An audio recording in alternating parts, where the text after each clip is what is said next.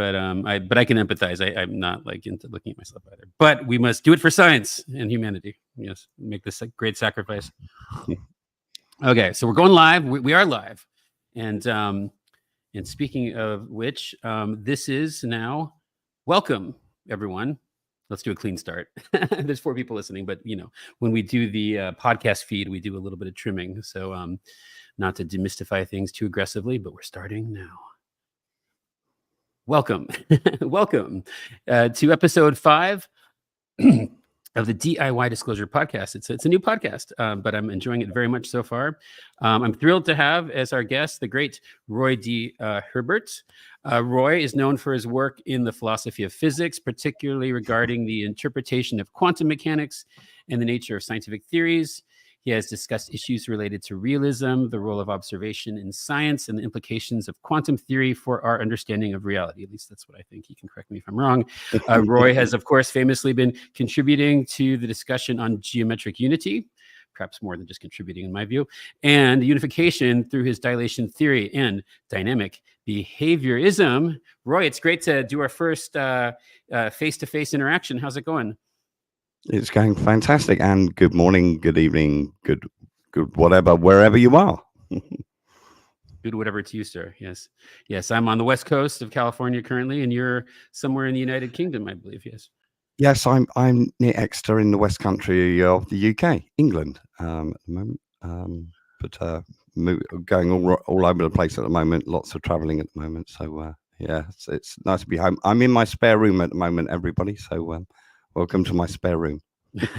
Yeah, I know. I've been sort of nomadic and we're all dealing with gear. We're going to have to be a little less expansive on this conversation than usual. We have great time talking in spaces about all kinds of things. And I'm so grateful to know you and to be educated by you on an almost daily basis. But yeah, since I'm on the road, I'm battery powered right now. So I'll keep you updated on how long the battery lasts. We might have to do a part 2 if we'll definitely do a part 2 regardless. So anyway, we're going to jump right in. Dynamic behaviourism, dilation theory, right? Perhaps you can tell us, the origin of these ideas. Okay, the origin of the ideas spring from observations in nature. Okay, so nature was my guide. From a very, very small boy, I noticed things that other people just didn't notice or just took for granted. And I was one of those pain in the asses that was always asking the question, what's going on there? Why is that? Do that? Those sorts of things. And I learned early the laws of conservational symmetries, essentially, that govern all things in nature.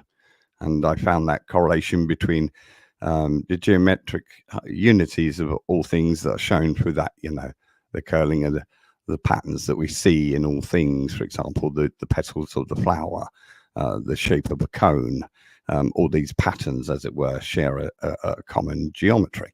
And that common geometry is the result of what I term dynamic behaviourism, in that the properties of any moment, as it were, denote the behavioural outcomes for you. And we as observers, as it were, are just another property in that moment, and therefore our consciousness, as it were, and so on, is all interlinked in there, and so on, and those sorts of bits and pieces. So it breaks down time essentially being a quantum moment, an event that we could call a now, and the properties of that moment of now denote what you are, and the behavior and the topological behavior that is appropriately applied to you, i.e. those conservational rules. And also with those rules come certain topological properties. For example, certain topological dynamics hold very, very fast rates of time. Some of them hold very, very much slower rates of time. So they are not scalar. They are scale invariant, as it were, and they comply to all things at all scales. So that provides a way of providing geometric unity via this mechanism I call dynamic behaviourism. Okay. Just to pause there for a second, in terms of geometric unity and your dynamic behaviourism and dilation theory, did one originate before the other? Were they all happening sort of in unison, but you only became aware of each other over time? Like, how does that timeline work in terms of these ideas? It was seeing a bigger picture a more holistic picture of things in a moment, as it were, of perception, and refinding that perceptual thought consideration through that process, breaking it down and reverse engineering it, as it were, led to the hypothesis that is dilation theory and then dynamic behaviorism. So one did lead to the other, but they are intertwined, as it were. But as you understand it more yourself as you're going into it, it becomes more apparent, should we say, in that they are all interconnected. And that's the thing. It's like how do I when I'm talking about the chapters in ordering my chapters of my book, it's like, where do I start in that all things are interrelated? And there's a lot of repetition, therefore, that you can fall into. So it's best to trying to avoid that is a nightmare, especially when you're trying to explain a unified theory. So I do it from a holistic approach, basically looking at the bigger picture and then breaking that down in using very much analogies that people are much more in touch with in their everyday lives, i.e. that they are in touch with within nature. So that's how I express things and those sorts of ways. But dilation theory, the beginnings of it occurred when I was a very, very little boy, when I was at a comprehensive senior school here in the UK, Longford Comprehensive, there you go, in Bedfont, Middlesex, West London. And I was an unruly, completely rebellious maverick in all regards, thinking and arguing with everything that was ever given to me. So they finally bent and had a discussion in the staff room about me, and then they sent me to a nice lady who gave me a load of puzzles and things to solve, as it were. And then they discovered that I had a very high IQ. And then they sent me off to a college for gifted children, and the theory of dilation theory started there. So when I was learning more about very serious levels of physics, but I was only about 11 years old at the time. And I had ideas about time, and my understanding and intuitive nature about time seemed to have always been with me, as it were. And then I witnessed something when I was 13 at a family barbecue that defied all logic, yet the phenomena. And trying to put that together in my head really solidified dilation theory. And that's when it really started to kick off. And, but I started to pursue it in a much more serious manner, as it were. There you go. Do you guesstimate or sense that phenomenon experiences like this kind are perhaps, at least in part, for the purpose of inspiring people like you in this way? Potentially, by showing the wizard, as it were, I'm now looking for the veil. Or you could look at it the other way around. But yes, it said to me that this thing is defying all the laws of physics that I know them, unless two things are true.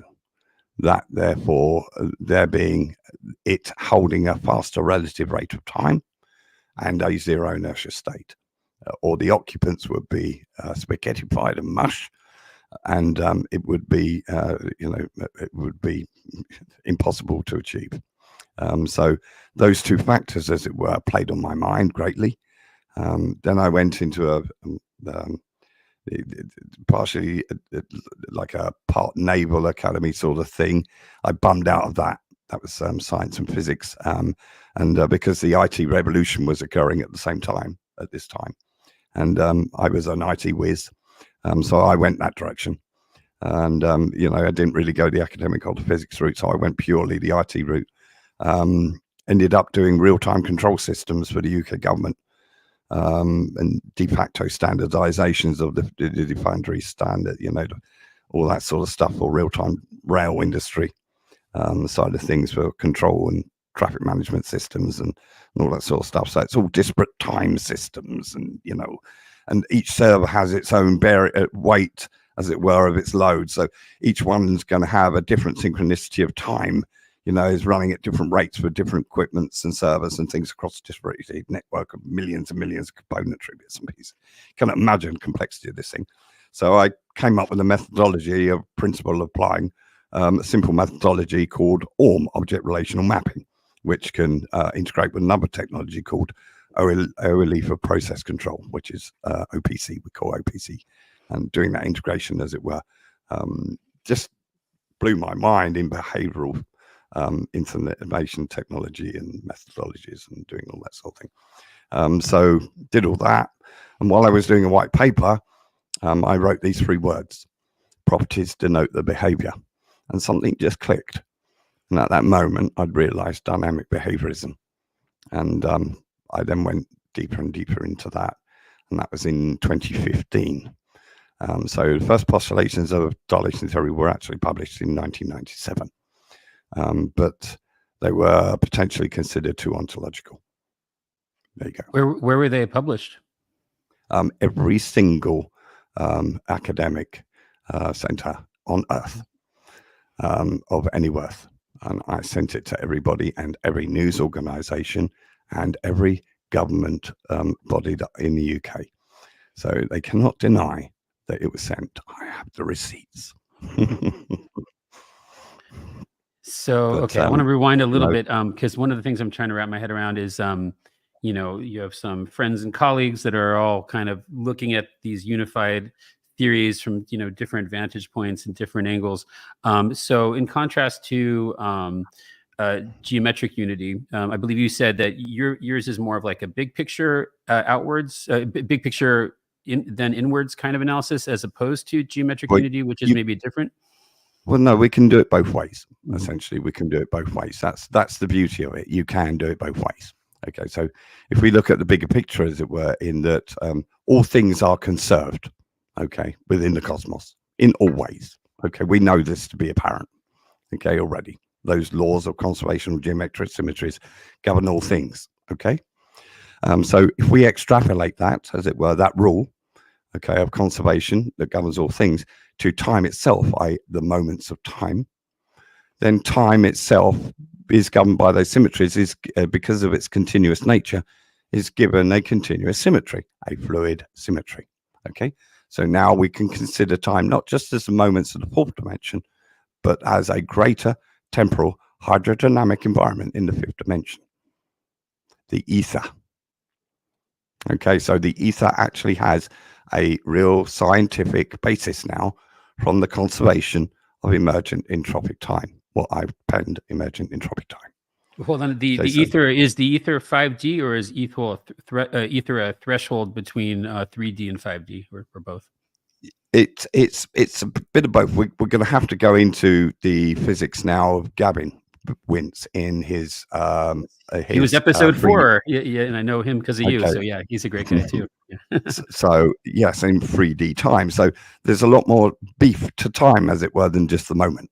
Okay, so that perceptual impasse, as it were, that paradigm has been breached. But understanding that is another matter. So there is that. Even for me, it's extraordinarily difficult. One has to get into a certain frame of mindset that is just beyond oneself, outside of time, as it were, looking upon time, but not as those moments, but a more whole, holistic, like I say, a more unified, holistic thing, in that reality is essentially a 5D fluid time, and that we just experience slices of that. And sorry, I just want to dig in here. Every time I speak to you, there's more, like a lotus flower of ideas, like neurons everything to understand. Yeah, I mean, I mostly interpret it as an artist and a poet, but it's still fun to try to wrap my head around it. But okay, so because you said you'd have to look outside of time, is that a metaphor, or is there anything outside of time? Yes, there is. Time is an emergent phenomena. We can consider time being an entropic emergent phenomena born of quantum information change. Okay, so the resistance to that underlying change in the information denotes the length of one's moment of time. Okay, so denotes the length of dilation. And because of that fluid symmetry in the 5th dimension, we can now see that there's essentially flow differentials in that medium. Now, wherever we have any differential in any flow within nature, an inertia is born. Yes, we've now provided the resolution for gravity by considering time in that way. So now we can actually regress, as it were, using those temporal side of things, that lower contextual temporal domain, as it were, to actually unify relativity. In that there's two theories for relativity, one for things that have mass and one for things that are in motion, in that time tells matter how to move via that differential inertia, okay, of time, the flow of time, and motion or matter, as it were, influences that time. So now we've got the full circle, as it were, and because we've got that conservational geometric symmetry being invariant, i.e. it applies to any scale. It's the properties that denote the behavioral and topological outcomes for you, not your scale. Okay, so now we've provided geometric unity of all the scales. And some recent results are just coming about those hydrodynamics now actually explaining some of the unpredictability of that quantum realm, in that essentially all are a function of time, no matter what scale one is. And there you go. Everything is a function of time. But that time is, like I say, and you say, is emergent from somewhere. We could say that that's emergent from that informational change domain. So there is a 0 point domain of information, the domain where the arrow of time and entropy are actually defined, that realm of entanglement, as it were, where there is no distance between things now anymore. So it explains that. And it also explains certain other paradoxes, in that black holes, for example, now that we know those true attributes of time, in that those black holes are essentially a time tensor cascade now, a temporal superposition, essentially, where time is stopped. And where time does not exist in the cosmos, there is nothing.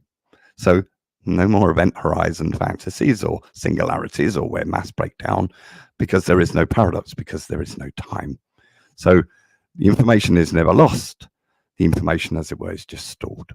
There you go. Just get stuck there. Yeah. Yeah. And would that likely apply to the Big Bang Theory, being presumably the output of the wormhole experience, Well, what we've done is we've changed the very foundations of Einstein's field equations and the Newtonian equations as well, in that we found that regressed, as it were, unifying factor being a temporal one. Time is fundamental, therefore, as is that information. Okay, so that's the basis of it all. And if we add those temporal dynamics, as it were, to Einstein's field equations, and add that fifth dimension to Einstein's field equations, then everything starts to tick the boxes of all the bits and pieces that were actually missing, as it were. So as your dynamic behaviorism and dilation theory is proven to be absolutely true, would that suggest that the Big Bang did not happen, or was it maybe like some sort of temporal explosion? Temporal explosion, starting from no time to much of it? Starting from pretty much no time, or that essence of we cannot even describe it. Right? We don't even hold the language to describe that event. This is the problem. Okay.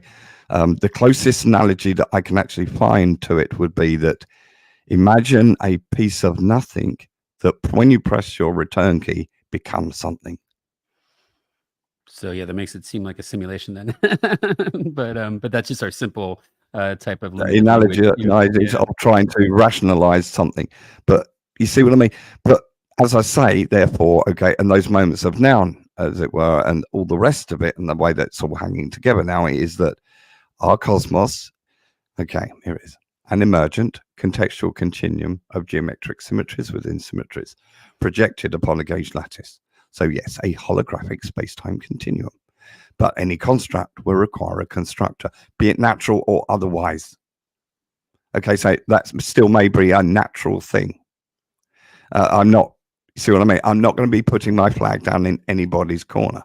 Okay, at the we have far too much to learn yet still as we go down that rabbit hole. But what I'm looking for now is that because of that conservational nature of the cosmos is my blueprint of going lower. Okay, that's the way it must go because of the design of what I've got on. You see what I mean? Above must be what's below. Yeah. So yeah, there's all that. Let me rewind a bit more. Also, you were mentioning about entanglement and the 0 point and entanglement. Paradoxically bringing things of near infinite distance into 1 0 point. And were you saying this is an example of zero time, or how does time factor into the entanglement process again? Well, there's still everything is a function of time, no matter what contextuality. I mean contextuality in the regards of we shouldn't consider outside of the 5 or the 6 potential dimensions, or 7 even, or 8 that there may actually be. Okay, we should think of things differently, not dimensionality anymore, but contextuality, in that we are contextually abstract in those moments of now. And there is another side to our duality, that virtual side to our duality, as it were, that again, which supports waves. Now, what medium is that supports waves? It's a fluid. It's a hydrodynamic environment. It is that hydrodynamic environment of the 5th dimension. It is a phase of existence, essentially, like all things are a conservational geometric symmetry, a phase, essentially, of state. Okay, so it's like that. It's like your fluid in your coffee. Okay, at normal room temperature, it's a fluid. Change the properties, it dynamically becomes a solid. Okay, when it goes so low. When it gets higher, it dynamically changes its state again to that of a gas. You keep going, it changes to a plasma. If we go very, very, very, very, very cold, it turns to the phase of quanta. Now, that phase of quanta has very, very different topological properties. Okay, one of those properties is an incredible relative rate of time.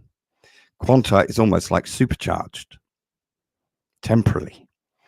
Now, LIGO results showed us that even things such as large as neutron stars can hold those topological flavors of those transitional phase dynamics. Essentially, we associate with the very smallest of things. Why? Because they hold the properties of the smallest of things. Properties denote the behavioral outcomes independently of scale. That result of those neutron stars proved dynamic behaviorism beyond any doubt, essentially.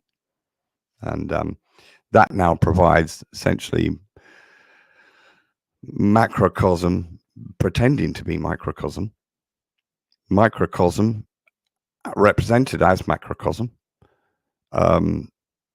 and those gaining of those temporal properties. Now, as I've expressed, those temporal differential inertias are essentially the key to the inertia of gravity. So the slower your relative rate of time, the greater the inertia, and the faster one's relative rate of time, the lower the inertia. This is inversely proportional to the rate of time flow, again signifying and suggesting a 5-dimensional hydrodynamic model of time. So it's beyond logic and beyond all reason that this is, I'm sorry, but as I've said it now, it must be apparent to anybody with any grasp of physics. Pretty much elementary level. I consider this elementary. I really do. This isn't hard physics. It's common sense, really, a lot of it. I'll take you to a stream and show you that placing a stick at the middle, the fastest flow, will go to the sea, no inertia. Bring that stick closer to the bank, and as you do, the inertia will be more and more and more inversely proportional to its flow.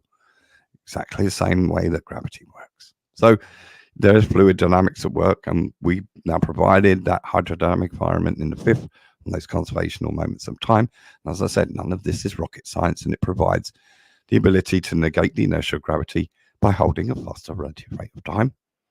Consider the attributes of something that held a faster relative rate of time, now not holding any inertia. What would its property attributes be? It would be zipping through our skies like UAP. So the evidence of its apparent thing, as it were, I realized when I was 13 years old. I've just been trying to formulate the language to explain it to the rest of humanity since then. well, the rest of humanity, myself included. Thanks you again. So you discuss passive, temporal, inertial, differential inertia, right? Yes. Can It's a you, emergent. yeah, Yeah, and an you've emergent. explained this before, but help me understand it better. What about it is passive? But basically, it's the same form of any differential inertia, that it's passive. Okay, they are a passive pseudo-like force, essentially, but they are not a force. They are an inertia. That's it. So when people say that gravity is a force, they're wrong. Okay, and when they say that we can't unify because we don't understand the universe, they are projecting their own limited perception. Get to the back of the queue, bro. Now for a bit of a personal interest moment here. You describe yourself publicly as an apprentice Time Lord. Who do you consider to be your master? Oh God, If anyone, you don't have to have one. that's a tough one. Perhaps you are the master. You're just being too modest about it. No one else unified the cosmos simply and elegantly. It's been, I don't know how long we've been around, and I fixed Newton's stuff, and I fixed Einstein's stuff, and I fixed quantum, and I fixed everybody else's stuff, and on the ray, as it were. But like, I've been shouting at doors for 30 years nearly now, Mello. So I'm not going to be praising any of them at all. But I would say the one that's possibly engaged most is, from a physicist point perspective, is Tom Anderson, and Jens Einhard, Thomas Van Riet. These are some of the leading physicists of our time, people, and you probably might not have heard of them, but they really are. They're pushing the boundaries. They're not the media physicists, okay? These are the real deal. And Tom Anderson is a joint winner of the, I think, a gold medal for quantum field theory. And he follows me. Yes. And on the mathematical side of things, I would say Martin Gibson. I'm definitely Martin is my peer, and I'm by no means his. He greatly exceeds my intellect in a lot of regards.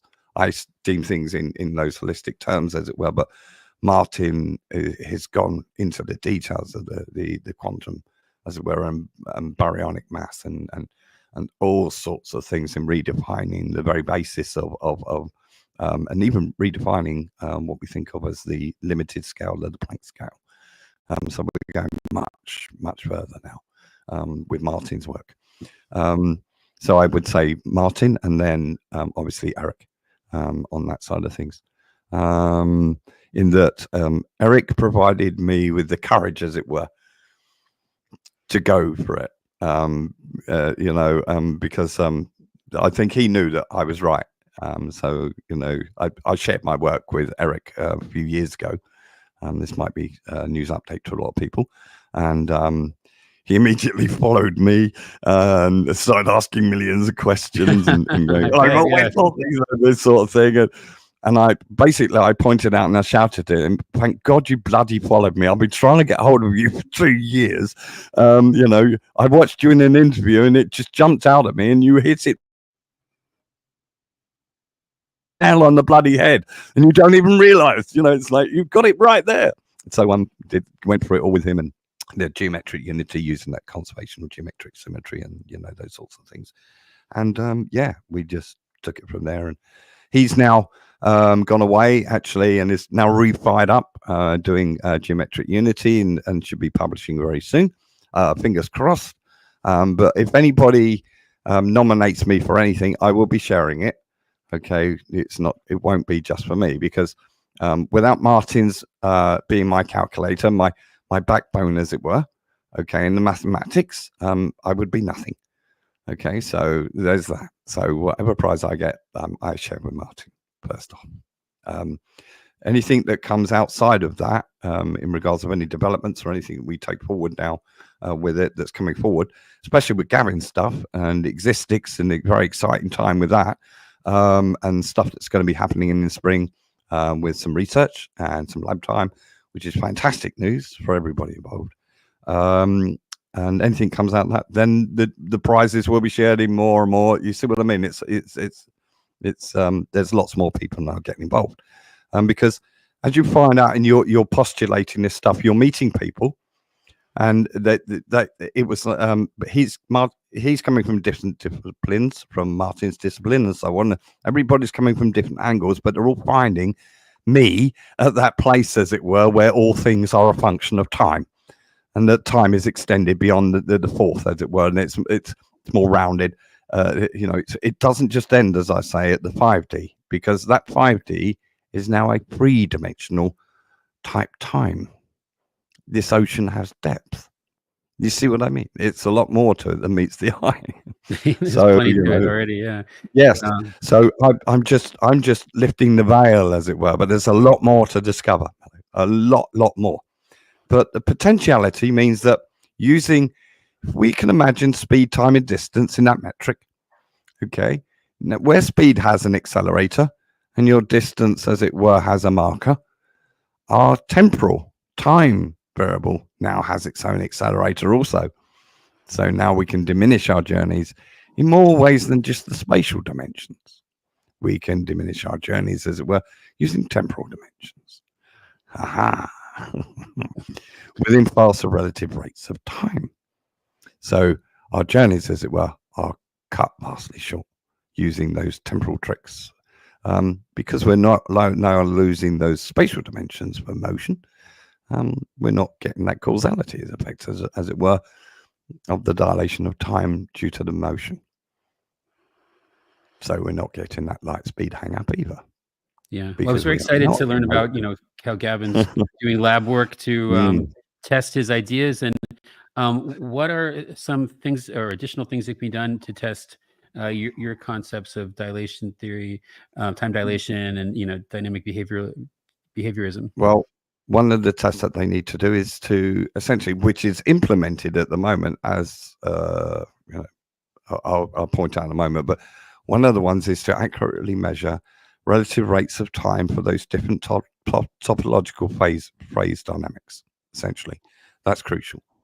Okay, so we know where those topological come into those scales of time, as it were, of how fast it is or how slow it is in time. Okay, so that's first off.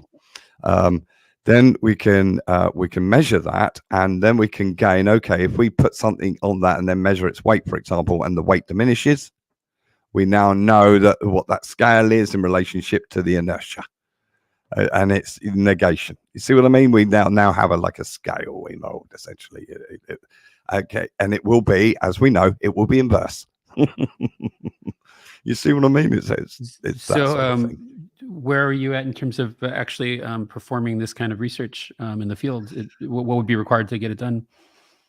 Oh, well, it's partially been done already, but they're sort of like in denial of the results still, even though they did publish the results, which actually made me decide to go public, to drop my alias that I was using for about 12 years. Oh, was your alias Time Lord by chance? Yes. Pretty cool. Yeah, so it was sort of like that sort of thing. Yeah, because as you know, this is a very, very, very difficult subject to be, taboo subject, especially with those behaviors, for example. There's been no research into topological dynamics for 40 years. None. Yet in the last 4, there's been lots. So as a visual artist, I'm often trying to make, and I often do make pictures based on the beautiful things you tell me about. So this topological idea, right? When I actually made some art inspired by you talking about this in terms of the topology of the human temple or something, the body temple, and that was pretty cool though. But I'm trying to imagine what does topography mean in space? Topography, as I commonly see it, is in the terrain of maps and things like that in a globe 3D environment. But then how do you deal with that in 5D? Well, we're not at the moment. That's the thing. We're not even venturing anywhere near in describing what these things may actually manifest in the fifth dimensional realm. What would be there actually, in that they are a shadow of themselves in us. So, like I say, we are exploring them right now, but we're only doing it from the perspective, as it were, from that granular slice of the moment, and not perceiving things in that more broader terminology. For example, if we look at the fluctuated nature of quantum realm and it defying all logic, as it were. Well, it doesn't defy all logic when one uses temporal hydrodynamics. And you see what I mean? So, and like I was talking previously when we were talking about the crop circles, the geometries that work there. If you take those as a slice, as it were, and then project that in the three-dimensional, now the four-dimensional, now the five-dimensional, what does one then get? You see what we've got lots more to explore, and I don't know. See what I mean? I'm like everybody else. We're locked in the box, as it were. So it's well, this is DIY disclosure where we, it's self-revelation through free-form conversation. Well, you can do the mind trip. You can do the mind trip, as it were, but maintaining it, like I say, is almost impossible, because any interaction with the reality, as it were, brings you back smack home. So it's sort of like a mental mind palace, as it were, of temporal mechanics and hydrodynamics. And I mean, to be honest with you, hydrodynamics and fluid dynamics and things like this in physics are not taken up in physics.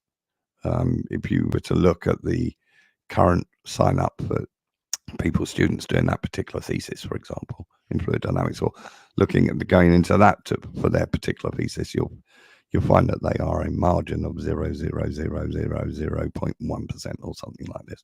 It's the toughest subject in physics, and as is temporal mechanics, and as is topological dynamics. So the three of the worst, as it were. No one, it's very rare that you find anybody. And as I say, gentlemen, I come from the standpoint of a unified framework. I hope you can speak of the same, one that does not contain paradoxes or singularities, because if you are, then I'm going to throw sticks at your stones. So, there's all that going on at the moment. But yeah, it's all good fun. It's all good fun that they're actually engaging now. Like I say, it's been nearly 30 years of shouting at closed doors. But they said, no, we're not going to publish this. I even tried to go through my local MP to approach Minister of State for Science and, to formally do it. So it's even like booked in with Parliament's email systems and everything. I was banging on the, Prime Minister's doors with, hey, guess what? Star Trek. Yeah, but well, scientism is a thing. Shut up, Roy. Yeah, I mean, obviously, it's an exciting time where we can talk somewhat freely online about these things. Have all these. Oh, you're okay there. All these research projects. It'd be my pleasure to, as I mentioned, bring you into some of them, where all these concepts are being developed from different angles. Whether technological, in terms of consciousness, in terms of being a time lord. I'll be honest with you, I'm completely and utterly puzzled and shocked that no one has actually approached me from them at all. I mean, I, provided a whole thing of this is how you do it, and this is what's going on, and this is where I'm approaching you. I'm welcoming you into the secret laboratories of DIY disclosure. Where only the finest maverick minds like yours are doing crazy things. But it's been fun getting Science Bob and people like you, and the once secret, now public, but still alias scientists on the project involving teleportation and all kinds of things.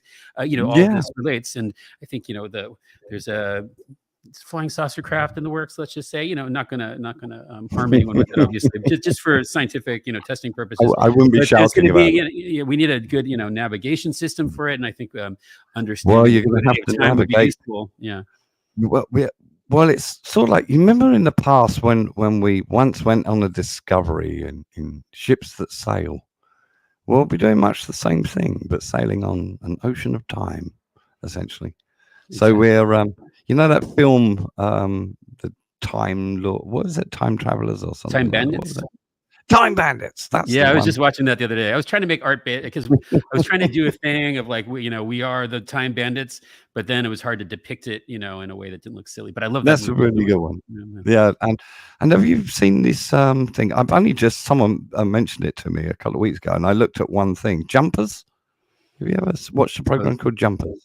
There's a movie It called was like a Jumper. series. It A was on the series. Netflix series of these bunch of people that can jump their consciousness to other people who are just about to die or have died.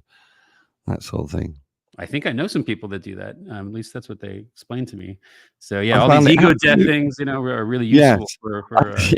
this I found technology. it really. I found the concept a bit far fetched, but the physics that they built around the whole thing were pretty much on the ball. And I'm thinking, these sods have been reading my tweets, man.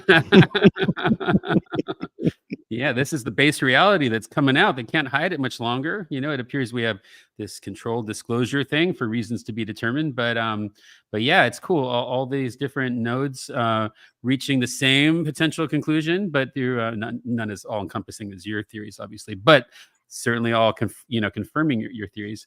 And I'd like to see more and more how this can be turned into technology and research experiments and projects that can give us massive quantities of data, so that no longer can these Well, ideas be understanding how to create those topological phases and dynamics, essentially, and shortcuts to be able to achieve that will be beneficial.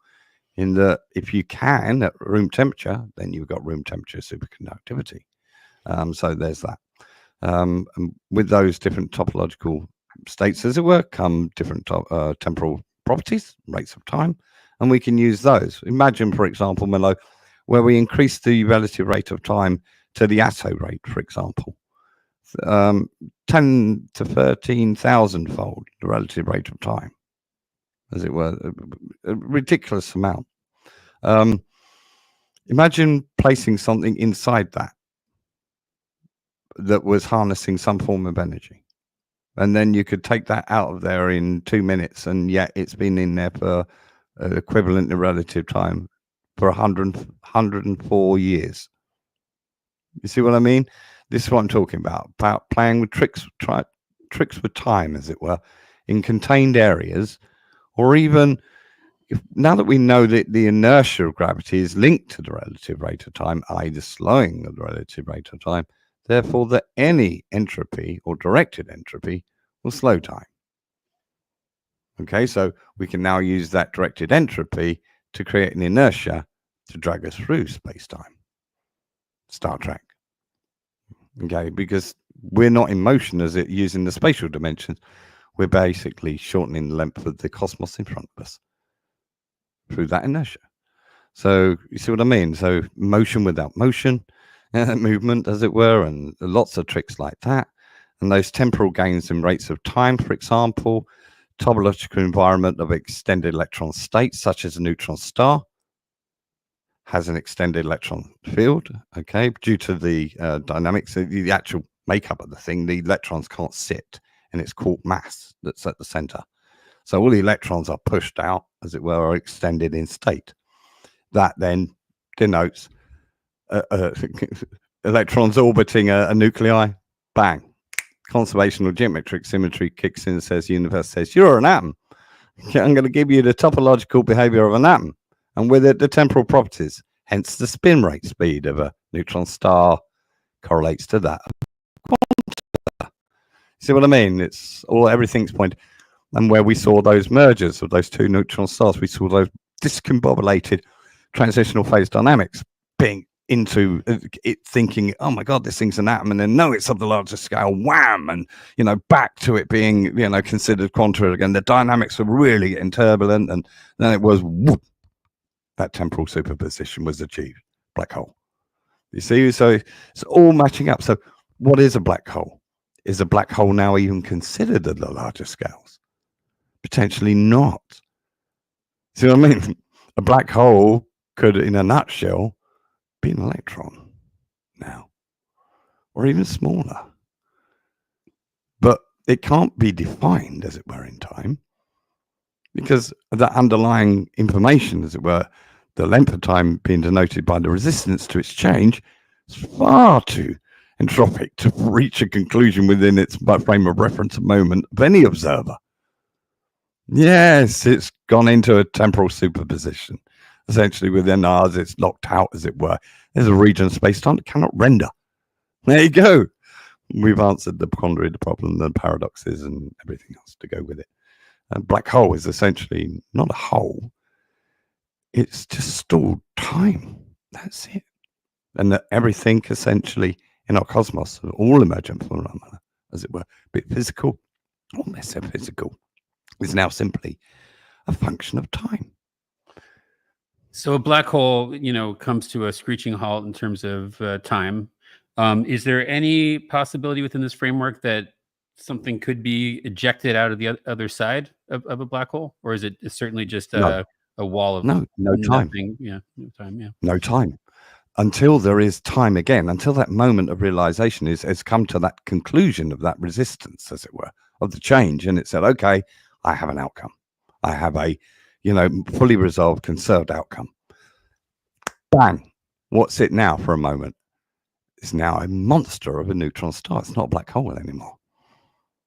There you go. There is nothing really that is a black hole. It's a super monster of a neutron star in a temporal superposition phased state. So it is outside of time.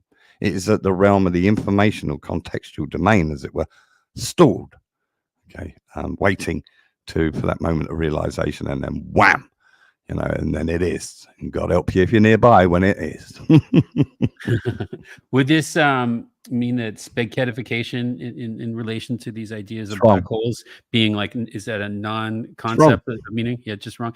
Because I Completely saw wrong. something spaghettify in terms of the phenomenon. It just looked that way because it just like streaked out into a No. line, but it wasn't a black hole that I'm aware of. You're not lost. You're not lost, as it were. You're just frozen in time. Okay, you're not spaghettified.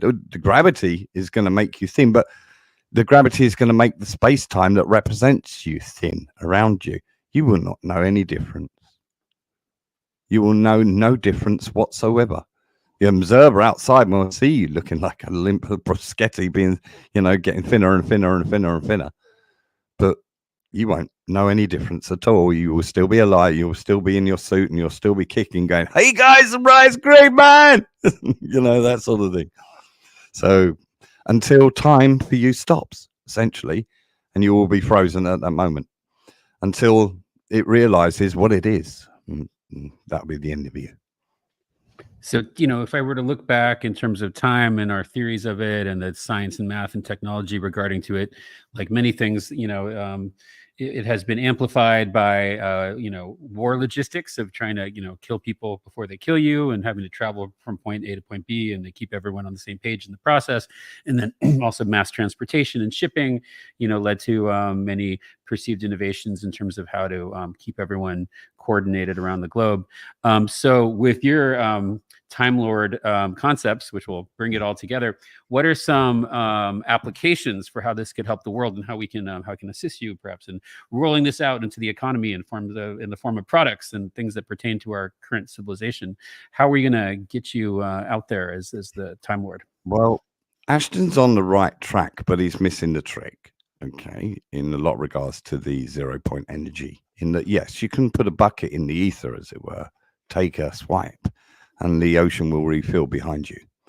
There's that. But it's like designing the bucket that can do the abstraction, as it were, of that representation of the ether. But until you actually start diving down the topological flavors, get down that route, as it were, and then get into the scale of physics, where you can potentially use that's invariance of scale, as it were, to scale yourself up. Okay, so we can take quanta, for example, and scale them up now to be the size of a bus. And as we scale them up, the energies scale. So we don't really need the 0 point energy. We just need to learn the scale of physics tricks of micro to macro. And those sorts of things. Also, the temporal manipulation of zones leads to potentially put a solar panel next to it, inside it.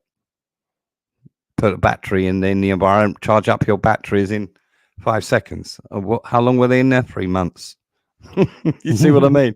Yeah, It's things all like these time this. tricks. Yeah, I love it. Yeah.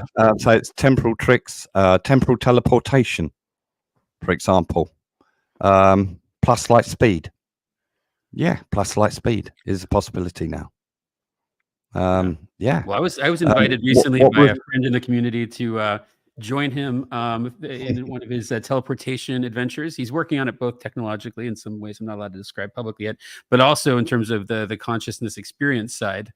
So it'd be cool to get you guys whiteboarding together, especially before I sacrifice my temporal, my body form, because things can go wrong. Apparently, he said if you're not on the same page, you could die in all kinds of interesting ways. But for the good of science, I think we should try it anyway. I won't be sharing any spaces with flies. Yeah, if I could date Gina Davis in her prime, I might risk it in that capacity too. But so yeah, teleportation, is that something? Okay, we're kind of getting into very, very even more than usual theoretical Don't get things. it confused. Yeah. Don't get it confused with physical teleportation. Okay, it's not a physical teleportation of physically teleporting you from one place to another. No, that's what I'm working on. Essentially, that would require essentially a manipulation of the underlying information to be able to say change your location from being rendered here to there. So it's that sort of thing. I see what you're saying. Yeah, if it's you more could about get time to that manipulation level. as opposed to Yes. Okay. Yes, physical manipulation. So this is a temporal manipulation. So imagine you're doing the journey, okay, and you're traveling at 3 miles per hour, okay, at your normal tick rate of time. But now we increase your relative rate of time 100-fold. That 3 miles an hour is now times 100. You see what I mean? You're now doing 300 miles an hour, but you're only still traveling at 3 miles an hour. Do you think this can be done through consciousness alone and non-oriented interactions like my friend says he does? I think the consciousness link comes into what is, like I was saying, the two sides of our contextuality, in that we are essentially now, we can consider ourselves transformed, abstract transforms in the symmetry of time, in that abstract moment of now. And that essentially our representation, that dynamic behaviourism, is key in that our properties denote those topological behavioural outcomes and what we are. Okay, so everything's decided and determined in that moment. One can override that moment essentially because it is dynamic. Change the properties to say, don't consider me like this, consider me like this topological flavor, and give me those temporal rates of time. Yes, that's potentially what our friends are doing. And that will give us the ability to do all those tricks, as it were, exactly the same as they do. So once that you understand these things, all things, as it were, can be mitigated. So even that technology, as it were, it can be mitigated quite easily when you fully understand it. I find myself talking about intentionality and contextuality, and I think I lifted that from you. Did you lift it from someone else previously? Because it's very central to my, or it's very consistent with my philosophy and methodology of no, such as contextualities, as it were. I take it from my background in information technologies in that context. Yeah. So I'm sort of mixing the language of the context of the virtual and abstract realms of software methodologies and applying them and those similar analogies, as it were, to describe what is a contextualized continuum of geometric symmetries. Yeah, no, I love that because I do the same thing with my philosophy in various projects, like the super objective, which is central to the algorithmic jujitsu epistemology and related manuscripts. Comes from my acting training before I got disabled, and from the great Russian philosophers of the acting method is where I kind of got that from. So, and all these things are narrative by nature. So, coming from a filmmaking, screenwriting, theater, philosophy background. It's cool how all these things relate, to these new physics, as well as the storytelling, because the nature of reality is intentional and contextual, which makes a lot of sense. And here's my question about that. Sure. The nature of reality in all the Time Lord shenanigans is intentional and contextual, right? So intentional, we get that. Okay. Contextual, does it have to be honestly contextual? Because in terms of our perceptions and intentions, we can fool ourselves into making up new contextuality that isn't true? Does it have to be authentic contextuality, or can you lie about it if you believe it enough? Will it still work? Not that I like No, lying. I'm just curious. no, it has to be based upon some physical reality within the rules of conservation or geometric symmetries. That's the key. Essentially, Because I as long thought as that it could be a applies to shortcut everything. for teleportation if I could be, kind of lie myself into, teleportation and time travel without having to go through the necessary narrative, what I would call the coherence narrative of the steps to get you there. No, But you don't need to worry yeah. about that. As long as you have the equipment, as it were, it doesn't matter what you think or what you think perspective you take on it. It's not going to worry about that. All Yeah. it's worried about is the outcome will be more conserved by doing so. That resonates with what my process and methodology. So I appreciate that, because authenticity, it's a philosophy about finding and sharing truth in a post-truth world, and whereas truth is defined to be the overlapping cross section of beauty and authenticity and some other things. Well, it has an elegance. It should have an elegance. Yeah, Truth should have an elegance in its simplicity. Anything that's too complicated, if it takes someone 3 minutes to explain it to you, and you're having difficulty understanding it, it means that they don't. Yeah. No, that's good. Okay. I was testing you, hoping that you would say what you would say, but open to whatever the answer might be, because getting into more of the spiritual, metaphysical, philosophical side.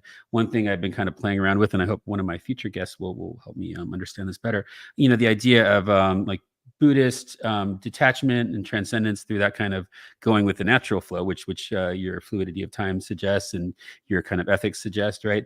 Versus this more manifestation side of things, where you just you want something and you just make it happen.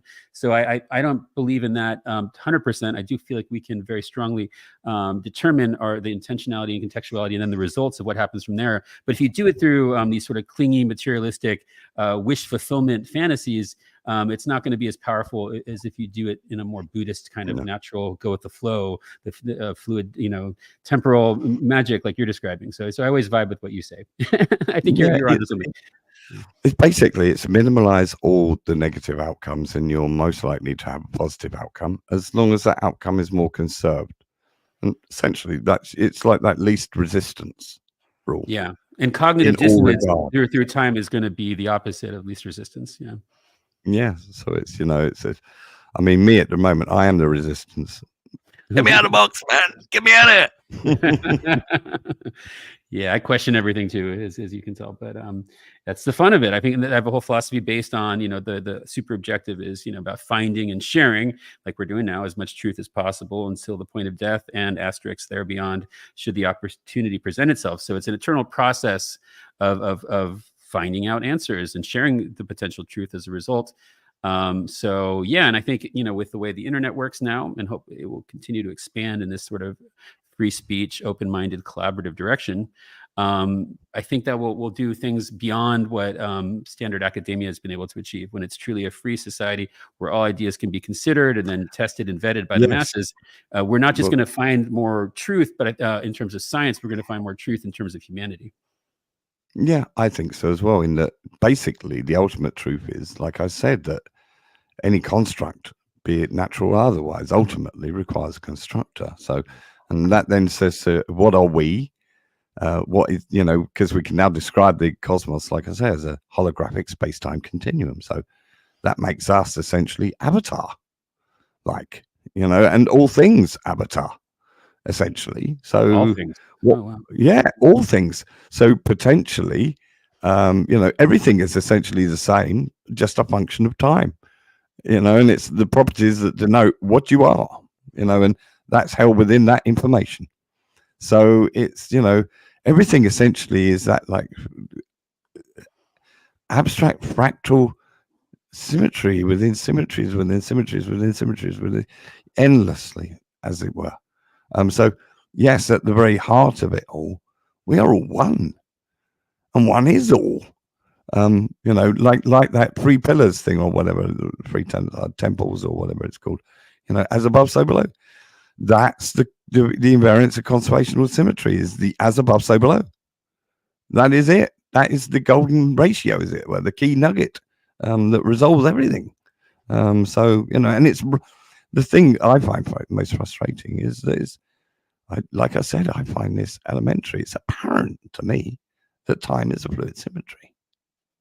I can't see any other way of explanation for the phenomena that is gravity itself, unless Yeah. time was a fluid symmetry. Let's see if You anyone else know? has an all-encompassing unifying theory. I mean, if they could come up with one like you did, perhaps we Yeah. can compare. But it's the only one available. Well, we've got quantum field theory that talks about the quantum world, and we've got string theory that talks about the in-between world of the domain of the information potentially and the quanta. So that's the transport, as it were. So string theory is in there because you're going to require that communication, as it were, to the fields and the manipulation of the fields by some medium. So yeah, string theory is in there, and everybody else is in there, as it were. But this provides the holistic thing that just provides the whole thing as a unity, sets boundaries for them, as it were, outside in their domains to find me. And that's why so many are now finding me. So, it's looking good. And like I say, every single week, more sigma, more sigma, more sigma, more sigma, more sigma. And we've not had a negative result in the last 2 years. And I don't know any other theory that has hit that bracket in history. Okay, game on. Let's keep testing it. Okay, so just as an update, my battery is at 21%. So that gives us some amount of time, but we can pace ourselves accordingly. And okay, one thing I want to follow up on. I need to my coffee. Your coffee? Oh, no, cheers. Coffee break. Yeah, we got 20% battery. I think we can handle ourselves. We have plenty of time to drink coffee. Coffee never gets old. Okay, so okay, cold coffee. Yeah, mine's cold now too, but it still does the trick. So the fractal nature of everything, right? Maybe literally everything, maybe not literally everything. Maybe everything if you perceive it through the right point of view or prism. Yes. For example, I've been going pretty hard on algorithms. It's in the title of my philosophy, and I'm trying to make a new social media, et cetera, et cetera. But I'm not just talking about the algorithm or the algorithmic timeline. Obviously, I'm more ambitious than that, like you are by nature. I'm looking for the whole construct. The algorithms that dictate the entire universe. Maybe it's one. Maybe there's algorithms within algorithms, right? And I get a little artistic. As an artist, I can kind of get silly and sort. But it's fun. It's a good opportunity to explore things from all conceivable angles. And then when it's a stupid one, I can just be like, I'm being creative. Don't judge me. And then I make it a question. It's part of what I refer to as the mass Socratic method. So it sounds dignified. So through that methodology, the method of the madness now explained. I had a popular post the other day about is Christ consciousness the algorithm, right? And then some replies, I was listening. I was spooking you for a little while. I was listening in on that room. So we're not trying to get like religious or too spiritual, but in the purely dignified scientific perspective that we're dealing with here, someone proposed, which I would kind of agree with, that it's an algorithm. It's not the algorithm. There's probably some kind of source thing that's more fundamental about it, right? And then that got me thinking about the perceived, hypothesized fractal nature of all things. And it's like, it's kind of a weird idea that you have maybe a main algorithm, that you're working on probably, or you figured it out, time dilation, et cetera. But then within it, we have these other algorithms, like societal algorithms. Like we have obviously the algorithmic timeline, which is one of the things I'm dealing with, in the short term. Hopefully. And then, so there's all these different layers of it. But to me, from this limited vantage point, they don't all necessarily seem to be fractal, like, in the artwork that I try to do about it, where it's, the same little shape, no matter how much you zoom in on it. They're sometimes very different algorithms existing within one another. And how does that line up with your understanding of everything being fractal? Well, essentially, all of those things come back to that one thing, as it were, in that even their complexities, as it were, and those different attributes and properties of whatever complexity that they may hold in order, everything always comes back to that one thing, which is the simple function of time. Okay, in that function of time is determined the best conserved outcome. Okay, no matter what it is, and no matter in what way, by motion, or by mass, or by any entropic emergent phenomena, anything at all, as it were, is governed by that same principle. Therefore, as a hierarchy built upon it. So you have like a subtle inheritance within all things. And we see that manifest in the shapes that we see within nature, like snowflakes, for example, or the crystals of the geometry of our crystal, fair, as it were, diamonds and whatever it is, those different geometries, as it were. And like I said, the pine cone or the rose or any other form in nature, as it were, or even the gradients within the scales of your hair, and things are present on your own body, in front of your own eyes, your eyelash. It's manifest in all sorts of ways. And it doesn't just manifest there, it manifests itself in societies as a whole, in that societies govern themselves in those conserved ways. What's the best route to get to water? Well, let's build the village here. It's near the river, near water. It's more conserved. We need material. Okay, we need access to this, and this. We'll place this here and this there. More conserved.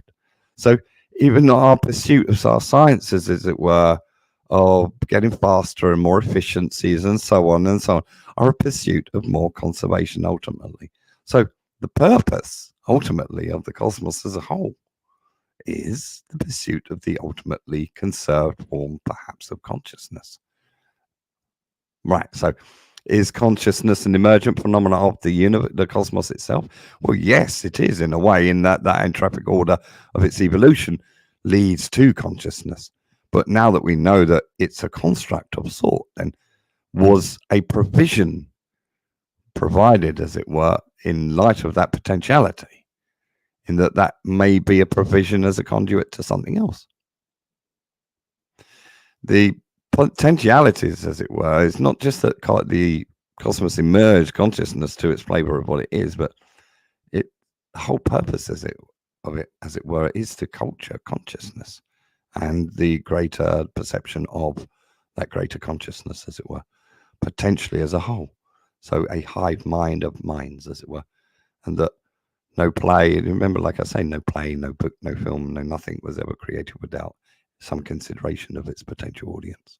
So is there a plan? Is there an algorithm? Is God Christ the ultimate consciousness, as it were? Logically, one could consider that to be the case.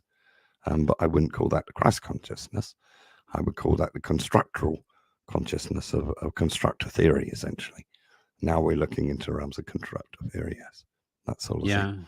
Well, some of my recent interactions with the phenomenon through what have been described by others, at least, to be angelic entities. They've been very nice to me so far, so I'm grateful for that. But through that, also the way I've channeled my music, and then for my music, the art, and then through the art, the philosophy, this whole flow state thing. I've increasingly over time, especially once connecting with these potentially angelic light entities, I've experienced this retrocausality very directly and clearly, let's just say. So in terms of whether or not consciousness is emergent or not, could be not really the question, like you're kind of suggesting, because it's potentially, time from the point of view of this narrative creator, this architectural dramatist, would be, like you said so beautifully about, okay, we're gonna put on a play. All the world's a stage, and we're gonna need that audience eventually. So we probably shouldn't genderize them for a start. Okay, but we should potentially give them what their actually governance is over. So in my mind, I see it more as almost a constructor, a conductor, as it were. And his right-hand man on the keyboard is invariance. And together they make a harmony, a symphony called the cosmos, played in time. There you go. Yeah. A composer. Music of the spheres requires the temporal elements for it to unfold in its esoteric kind of way. Well, the analogies as well to music and how it all hangs together and everything in my head is, you could always call it it's like a harmony of a tune, as a way, that sort of thing. It really is very close to it. Sometimes you dream away, and that's where the music comes in for me. I can sort of I can explain things better in music than I can in bloody words. Yeah, we got to jam out, by the way. You're another, we can do like a remote kind of up and back kind of collaboration, but in person it's better. So at some point we'll do that too, I hope. That'd be What, cool. what are your main instruments again? You do keyboard and stuff. What do you play? Yeah, the keys. Well, I do key string, a few bits and pieces, but it's mainly all based upon hybrid of Cubase that I came up with a long time ago. I got Cubase is great. Yeah, I love Cubase. Yeah, and it's basic. Like I said, I've been dealing with software all my life, so head architect for you sort of like get plenty of mates and hey guys, come play with this. I'm going to write some mods for this. Come on, So it was a lot of that back in the day. Basically hacked Cubase. I shouldn't say that on the net. That's awesome though. Yeah, I definitely need people like you in the band for sure. Because I'm running out of different unique sounds. I'm the soul man. Yeah, that's so cool. I love manipulating with the synthesizer sounds and everything. And if I had more time, when I will have more time, I will expand my plugins and things. And that's my gift. Essentially, I'm your synth guy in the loops and all that sort of stuff. And I was playing about with a guy called Stash. He does a lot of music himself. I threw him a tune the other day. He's got, did you do that, bro? I said, what? He said, you got a really like soft and nice groove going in, and it's got a really good loop. And then you go into what we call an attack run. So it's like a drop, like a break, but then it's like an attack run on the drum, essentially, with the snare. And it's very difficult to get them to work together at all. I've never seen anybody do it. And someone sent me the challenge, and I went, all right. Okay, man. Well, I'm going to eventually get my record out there. So we should team up. I know you're busy, but it'll be worthwhile, obviously. In your, I guess, PC only. I'm on Logic now. I can drift off to other platforms, but that's the main one I use. Do you have access to that program? No. We're here in the UK. We're pretty much limited to what I can play around with, essentially. I can't use Signal, for example. Those sorts of bits and pieces. Yeah, a bit more about that. Normal browsing, this sort of stuff, PC software, that sort of stuff. That's all my domain. Never used a Mac in my life. There you go. Use an Android phone. Don't use proprietary software as much as I can. Use open source whenever I can. Those sorts of things coming from a software background. There you go. Right. It makes sense. As an artist, I'm, prefer the Mac tools because they are better for when you're in the walled garden. But I'm also creating all these Web3 open source entrepreneurial things where I see the need to venture off into the inferior hardware options. But freedom or a beautiful, curated experience are the two options. I think that it would be nice someday if they could bring the best of the two worlds together, where you could have the greatest technology with the most open source stuff. But that would take, probably $1 trillion to set up. What I'm looking for is someone to be doing a documentary on the model and the framework and everything and getting it out there. I've got lots and lots of bits and pieces, and loads of people have had bashes at it, and we've got lots of bits and bobs. I've got all the music for it all and everything. We just need someone to pull something together using AI. I'm not the cleverest with that sort of stuff either. I've been playing with Grok for the last 4 months now, putting the framework in, because I was given tutor mode on Grok 2, so that was just so cool. I asked for it, obviously, got it. They said, "What do you want it for?" I said, "Put in my bloody framework, numpty." So they went, all right, go for it. And he's been checking it out all the way, and it's been quite a fight and a battle too. But I've now got it. Basically, I can switch him on. I can say, Grok, go into dilation framework mode, please. Instantly ignore the rest of classic physics completely. It was like, great, finally. It's like, no, not like anyway, battles with Grok and AI. But and then we were going through all of that, and then I had to educate him, and the guys were doing it as well at the back end as well, updating him with tensor calculus and doing all this sort of stuff with calculus, and we were doing all that as well at the same time. That was really, really good. And then some people were coming in with suggestions about extending calculus to incorporate a specific form of temporal calculus. So there you go. So that's the way it's going now. So that's going to be really, really exciting, redefining a new derived calculus, essentially, for temporal mechanics specifically. because certain properties of Navier-Stokes equations, these are the equations, folks, that we use to deal with fluid dynamics and hydrodynamics in physics. Some of the attributes of those Navier-Stokes equations are irrelevant regarding time. Okay, so they don't fit the whole picture, as it were. So we need to redefine quite a lot of even those particular areas of physics when we apply them to the temporal mechanics of time. Okay, so there's a lot of details, as it were, to mess about with. And as I said, a lot of redefining of the languages that are involved in what we consider to be even abstract matter. You see what I mean? Mm-hmm. Yeah, well, you got me thinking, obviously, about the documentary thing as part of my the coherence narrative of my anime hero story. I'm gonna make every single important documentary someday, even though documentaries take a long time, so it might take forever. But it's fun. It's a good goal, and I enjoy learning by through the lens of being a filmmaker. And part of that is trying to figure out, okay, how do you dramatize something and how do you make it visually fantastic? The visual side seems to be an easier path forward in terms of your work and the work you're collaborating on with others who are like-minded. It would be, we need a good budget to do some really kick-ass, beautiful, artistic, animated renderings of these things, right? And that's part of it. Nice. And you combine with your beautiful voice and your poetic words. I could see it, all flowing together. The whole thing is fluid and symmetrical as advertised. But then, just brainstorming, to get the sort of human drama. I guess it's, these visionary thinkers, going against.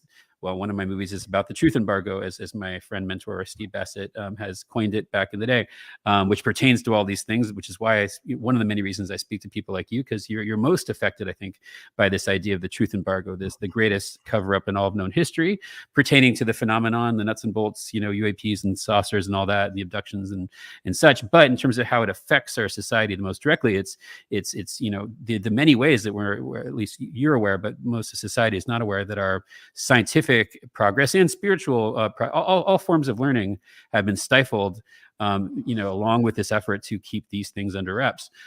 With that said, I'm just going to give you a battery warning. We're now down to 10%, which is good. This is another great thing for filmmaking and dramatization, is to have a countdown clock. It's very standard in a Hollywood film. And also, it mirrors the nature of reality in terms of our perceived coherent narrative experience. We're all going to die, at least in the short term. But we can always do more of these conversations. If this was in spaces, we'd just be riding it out, as long as it takes until we figure out everything. Because that's right, we're good conversationalists together. Yeah, you're a great co-host. Usually we thrash them out. Yeah, and then I fall asleep eventually, and then it gets weird. But then I wake up, and then I get to listen back to the chaos that because you got to have that sort of 0 point chaos every once in a while. You do. You're right in that the narrative has been driven in a certain direction by the world of physics and sciences and so on, and potentially something else. I don't know what that is. I'm not going to get into that one. Well, here's what I'm thinking, though. I would like to have you involved. Hopefully, this truth embargo thing is going to go forward. So, at the very least, it'd be cool to have you and your friends involved in that project. And then we can also, because we're going to do every single documentary eventually, do the solo. The solo Roy D Herbert story would be great too. No, it's all integrated and it's all related, so it's not just me, as it were. See what I mean? It's like everything is interrelated, essentially. That's I know, but we're doing a whole franchise on the nature of reality, like the Avengers. We'll do our individual, heroes, separately, and then we'll see how they all come together to save humanity from itself. Well, that's the ultimate game. I'm not here to unify physics. Did that 30 years ago. These assholes are trying to destroy us all, brother. I'm trying to unify us in showing essentially that what they are. You are Avatar, folks. Get the fuck over it, because it's reality. Yeah. Okay, and start being nice to each other, because you are something quite incredible. You really, really, really are. And we're all connected, and so it really fixes all problems. Society should continue to loosen up, because it's gonna help those in charge as well. When we're not such lunatics, self-cannibalized. Well, this will be it'll be a big shock, big ontological shock for those folks who are pissing about, as it were, but warmongering and fighting over something as stupid as resource. Yeah. Imagine technology to take us anywhere.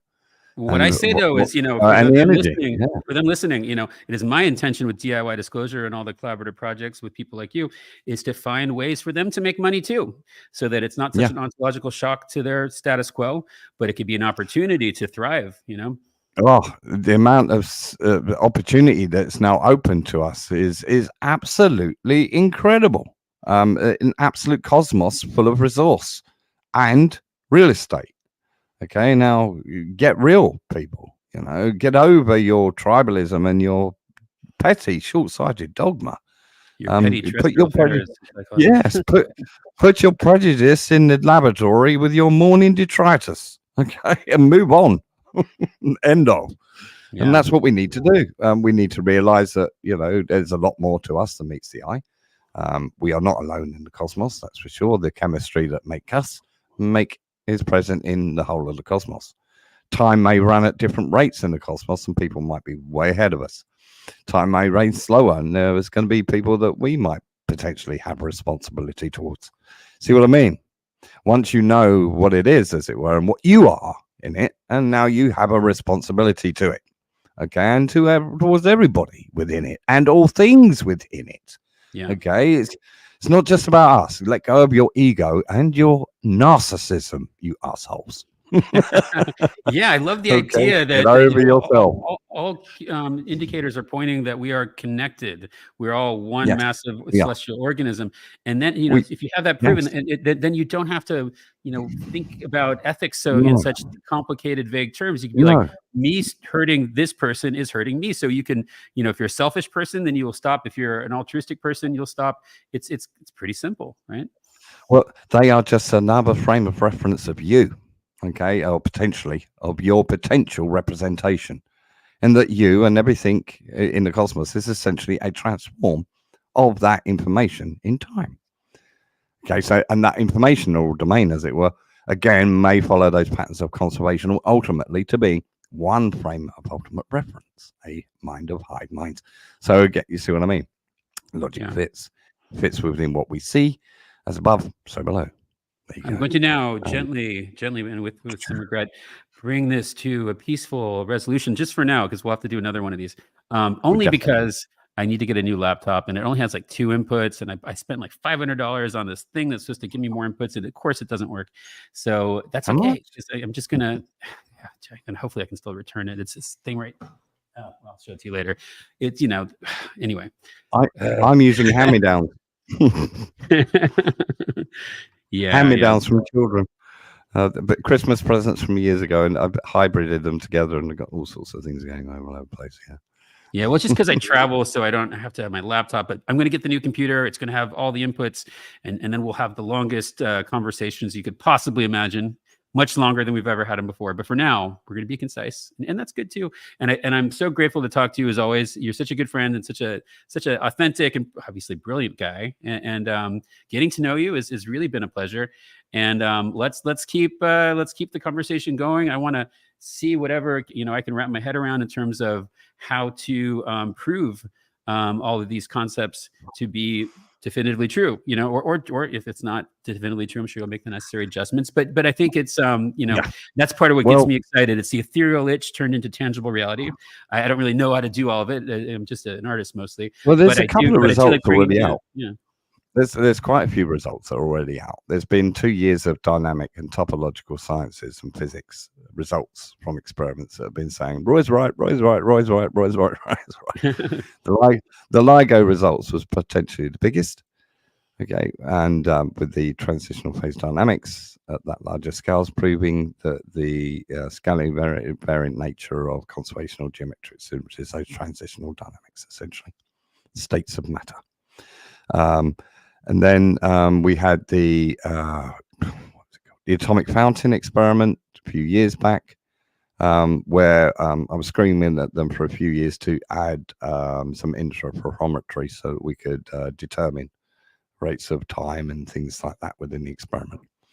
And they were shooting these very, very heavy bosonic material up and down, essentially a big vacuum tube. And they were adding entropy and microwaves and lasers and other bits and pieces in there, and watching that, essentially that environment or dilate its time. And with that dilation of time, one of their students noticed that the equipment that was weighing the whole frame of the structure essentially was rising slightly. In that it was coming off of its rubber mount. It was sat on rubbers to stop the vibrational shock, as it were. It was not so compressed. So then he did a measurement and discovered that as they increased the entropy, the inertial gravity increased, and as they lowered the entropy, it lowered. Oh my God, so Roy, we're at 2% battery power, and I Sure. got to make sure Well, I plug in the that was power massive. before I lose the broadcast. But next time I'm going to have the new computer, so don't worry. But I want to follow up about all this. Do you have access to Discord currently? No, don't use it. Okay, if you could, I'm actually trying to make a better version No, of it. don't use it. Sorry, bro. Yeah, No, but people have tried to get me to use this for about 6 years now. Every time I go in there, I know. it bums me into an account to create an account. I know. And this then is I part of the create reason I'm creating a new software for people like you who don't want to put up with shit like Right. that. But in the meantime, I'm trying to get all It's you geniuses terrible, to whiteboard together to cross-pollinate to get the results. But okay, we can wait till the new platform. Okay, I want to thank you. This is the Okay. official end. We're going to save some for next time, or maybe we'll talk later tonight. But I love you, buddy, and I'm so grateful to have you here. You are a DIY disclosure champion of the year. You know, just revelations for all of existence, and we're grateful for it. And I'm going to click the end stream button so I can back up this download once it downloads. Yeah, let's talk real soon. Oh, okay, and we got to do some beats together and some synthesizers. Yes, we have a lot of things to follow up on. Okay. Peace and love. Pull up, Manny. Peace and love. All right, love you, buddy. You take care. Hitting the kill switch.